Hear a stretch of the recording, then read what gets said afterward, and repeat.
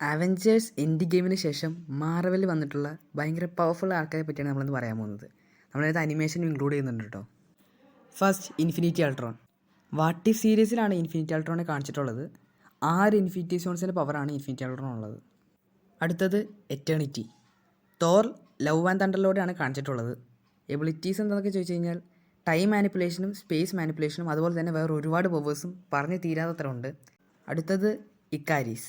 എറ്റേണൽസിലൂടെയാണ് ഇക്കാരീസിനെ കാണിച്ചിട്ടുള്ളത്. Flying, telepathy, illusion എന്ന് തുടങ്ങിയിട്ടുള്ള കാര്യങ്ങൾ മേക്ക് ചെയ്യാനുള്ള പവേഴ്സൊക്കെയാണ് ഉള്ളത്.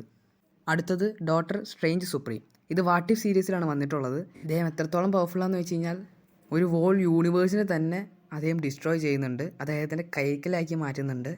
വാട്ട് ഇഫ് സീരീസ് നിങ്ങൾ മനസ്സിലാവും. വാച്ചർ പറയുന്നത് ഒരു ലീവിങ് യൂണിവേഴ്സ് എന്നാണ്. ഇതിൻ്റെ ഞാൻ പറഞ്ഞിട്ടുള്ള ഡോക്ടർ സുപ്രീം സ്ട്രേഞ്ചും അതുപോലെ തന്നെ ഇൻഫിനിറ്റി അൾട്രോണും വേറെ യൂണിവേഴ്സ് ഉള്ളവരാണ്, നമ്മുടെ യൂണിവേഴ്സിലില്ല. വാട്ട് ഇഫ് സീരീസിനകത്ത് പോസിബിലിറ്റീസിനകത്ത് വരുമ്പോഴാണ് ഇവരെയൊക്കെ പറ്റി പറയുന്നത്.